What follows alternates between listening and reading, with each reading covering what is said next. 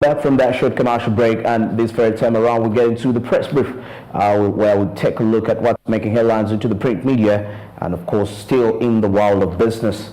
And don't forget Channel 394 Go TV, Channel 372, that's DSTV, and our social media platforms at Smart24 TV on Twitter, Smart24 TV Facebook, and Smart24 TV Live on YouTube. And you will be able to catch us at whatever part of the globe you will be at as we deliver to you this business information straight to your sitting rooms or whatever you may be watching from. And now let's get into the press review. And with me here, I have the New Vision. I'm going to start with the New Vision first, and we review what's making headlines right there. And something very interesting here as slum dwellers to earn from their wasts. Something very interesting here. Over 100 slum dwellers living in the areas of Yoka Zone, Kisugu in Machinje Division, and Kampala have been equipped, of course, with briquette making skills. This follows the establishment of a 66 million shilling factory. Wow, very, very interesting. Going to be start earning, and imagine, from the West. Okay, the Summit Green Company, in collaboration with the Rotary Club of Kisugu Lakeview, completed 2 days training for youth on Tuesday to help them take advantage of existing waste, that's material, to turn it into money. Something so remarkable there. According to the founder of the summit, that's the person in charge, each day the trainees will be able to produce 1.5 tons of briquettes and sell them at 1.5 million, based on the availability of demand within or outside, that's outside the community.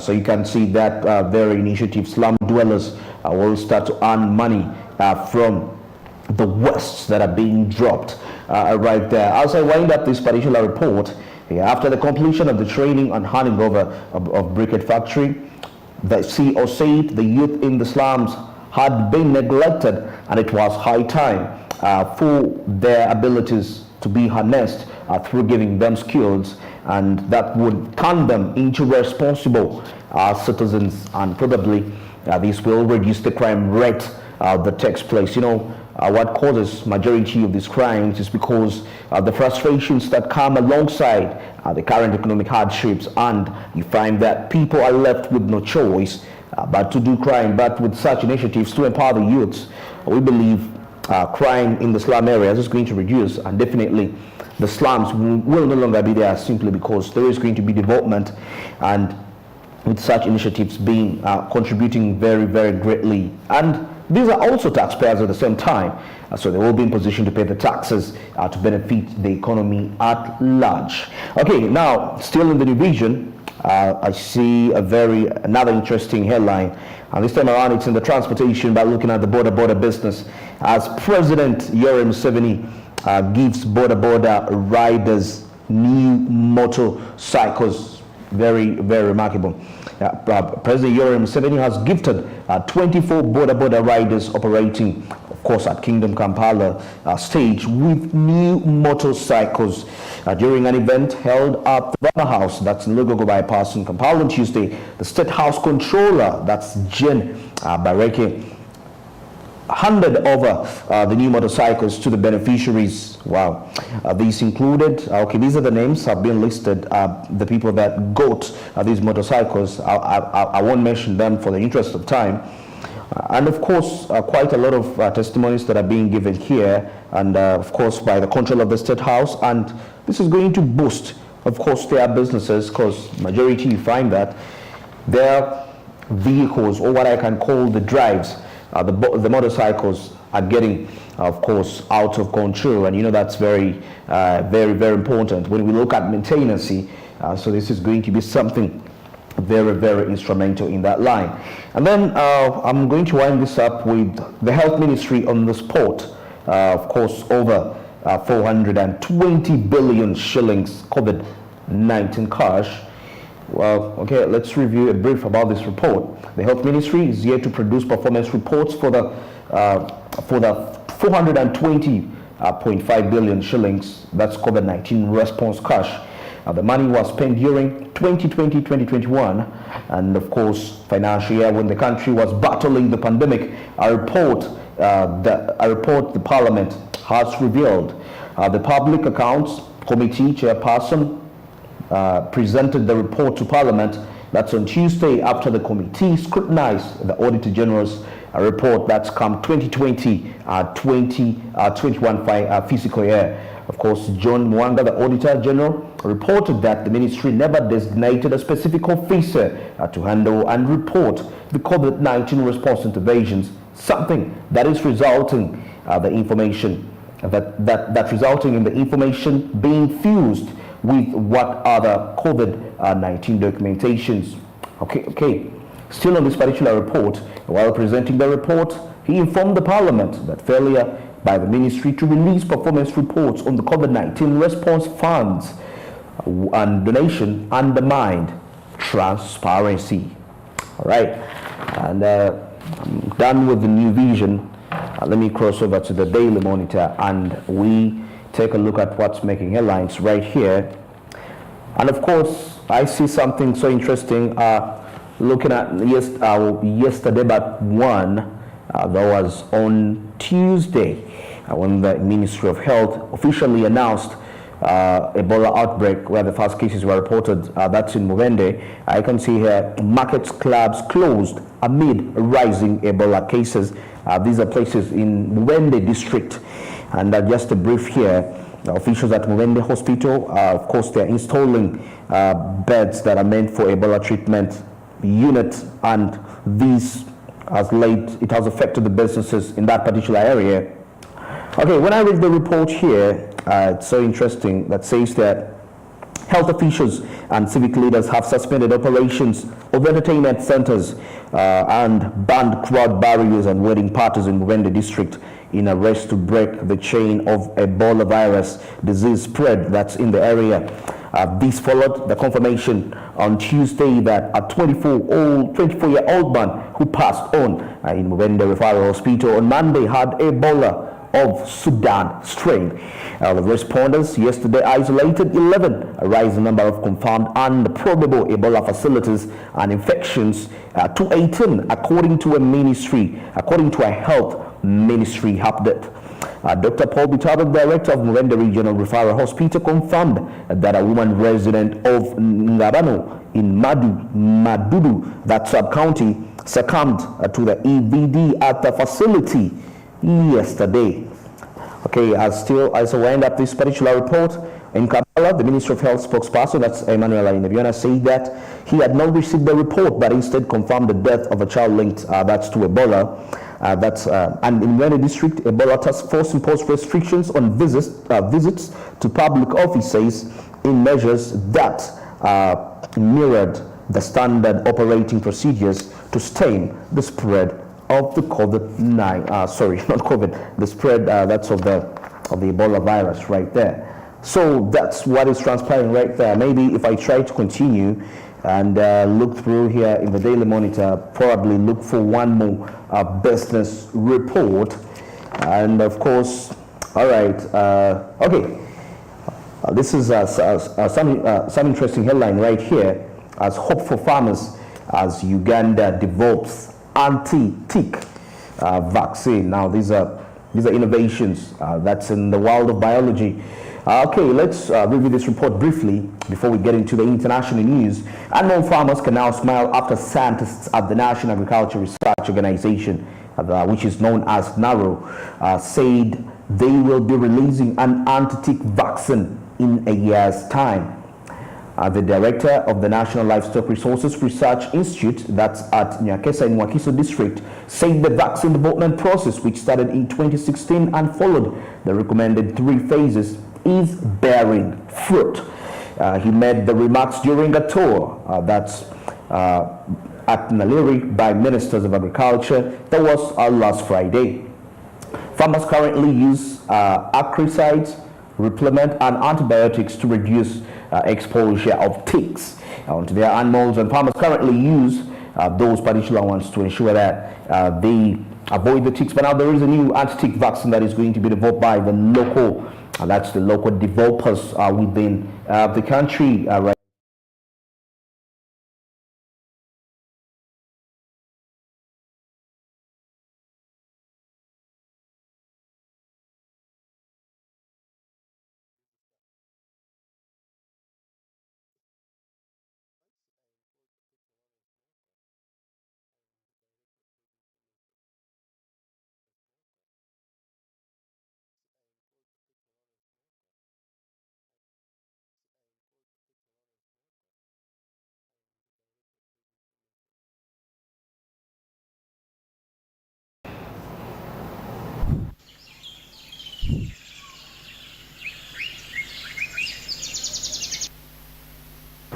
And now looking at international news, we're going to start with that's Tanzania, as Tanzania scraps fees on electronic transactions. Tanzania on Tuesday backtracked on implementing levies on electronic that's transactions, which took effect that's on August 15th following a public outcry.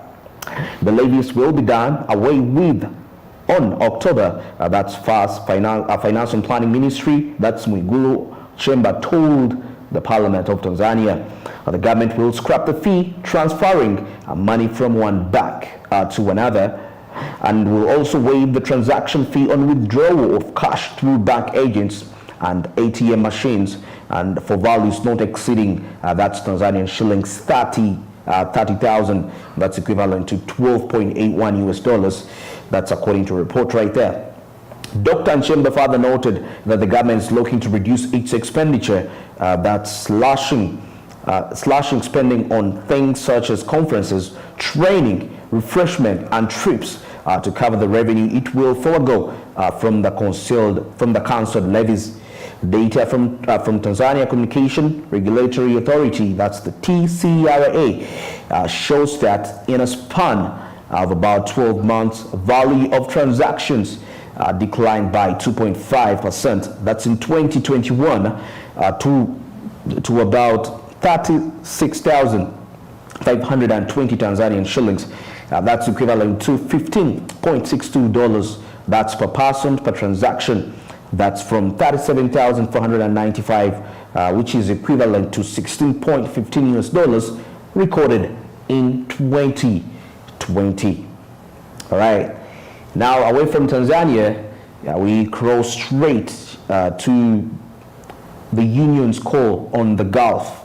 And we are looking at IGAD Workers Union's call on Gulf states to emulate Qatar labor rights. And as I go to the details of this particular report, a lobby of workers that's in the Horn of Africa region is calling on other Gulf countries to start labor reforms similar to those in Qatar as a long-term policy to protect the laborers. In the wake of reported abuse of domestic workers in the Gulf nations, the Horn of Africa Confederations on Trade Unions said on Friday there was a need for progressive reforms to ensure workers from the region are protected wherever they work in the Gulf.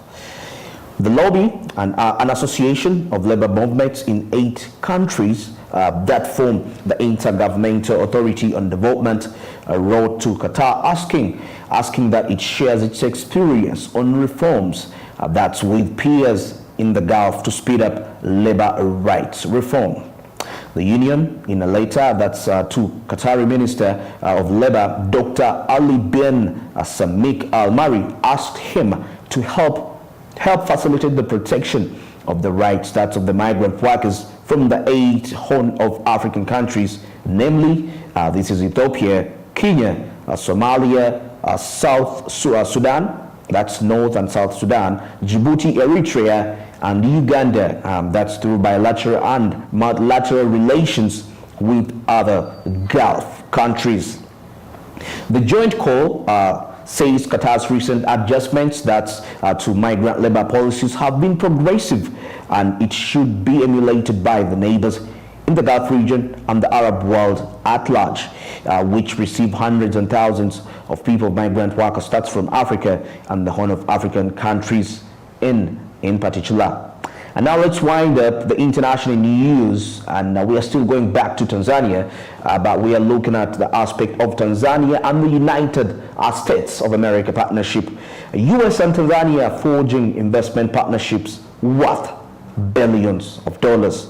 And according to this report, American investors are about to transform Tanzania's investment landscape. That's with 19 US companies exploring various opportunities with a total market capitalization of over 1.6 trillion US dollars. The United States of America investors are now seeding their roots in Tanzania, one of Africa's fastest growing economies. The superpower is not only becoming an investor in Tanzania, but also a reliable development partner. Tanzania's foreign direct investment has been fluctuating That's over the years. That's in 2012. It rose to around 1.1 billion US dollars. 19 American investors are set to explore various opportunities with a total that's market capitalization of over 1.6 trillion US dollars. And the United States and Tanzania are engaging that's in massive volumes of trade, particularly exporting agricultural produce and minerals to the United States of America. That's over the past year. Under President Samia Suluhu, the current administration has prioritized that's developing its economic diplomacy. The current path created by the U.S. is a clear-cut demonstration of how the superpower economy plans that's to partner with Tanzania.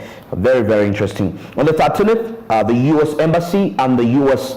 Commercial Service announced the participants in the two-day fact-finding mission to mainland Tanzania and Zanzibar. The mission will take 2 days from that September 27th, that's going to be next week, to 28th, that's in Dar es Salaam and Zanzibar City.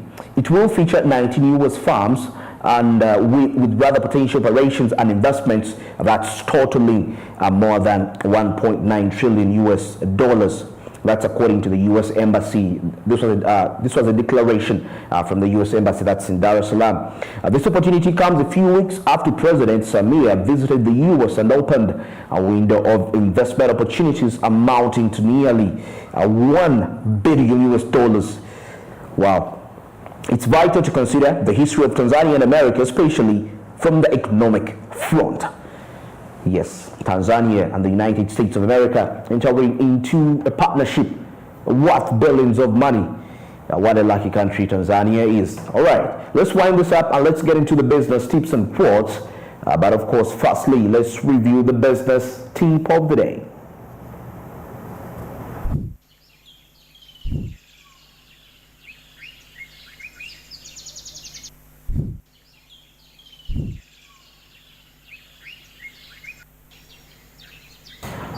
The business tip of the day says, understand what motivates your customers, that's to buy. Invest. That's what the person, the author of this tip says. He says, take the time to know their needs. First time to learn what motivates your customers and the prospects is to take the time to know their needs, challenges, concerns, and fears. Serve them first, and your interests will be served in turn. Well, very, very interesting tip right there.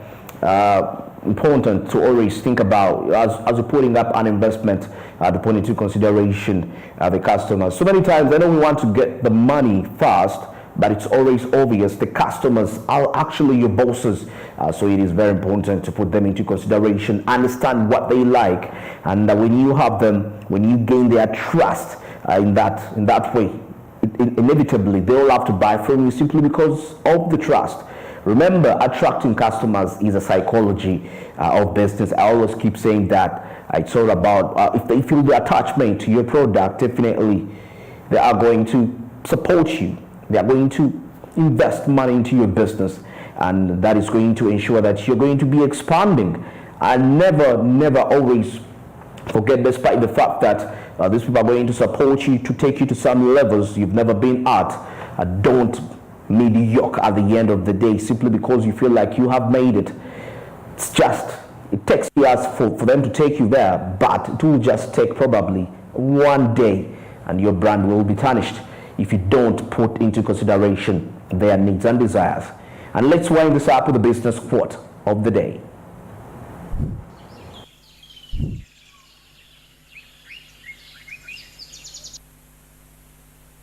And the business quote of the day says, of course, this was written by Thomas Jefferson, the founding father and the president of the United States of America.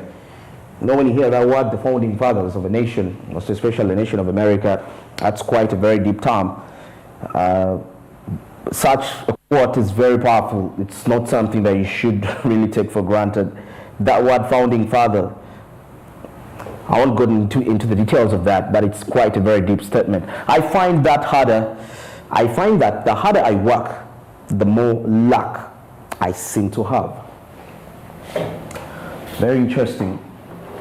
Like I say, the statement, the founding father, we have quite a number of founding fathers of the United States of America. It's actually just a few group. But you know, as you know, that nation of America, the way it came to existence, it was a blood, it was a war, it was a huge struggle to ensure that happened. So it's very important. He says, the more I work harder, the more luck seems to come my way. So, you know, there is this concept that we normally have perceived that, oh, if all goes well, I pray I'm lucky about something, but things never happen just by chance. There is a hard work that is behind that.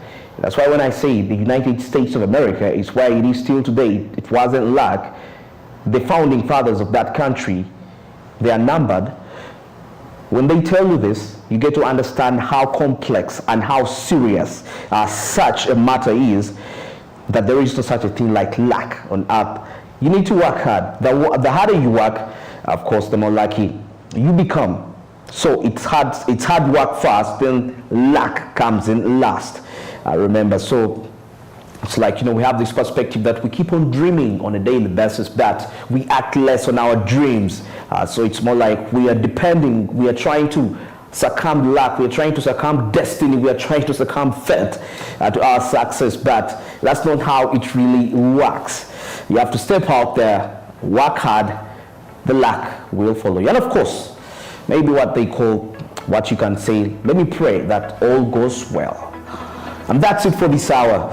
And we're going to get into a short commercial break. We'll return with the coffee court. Stick around. Good morning.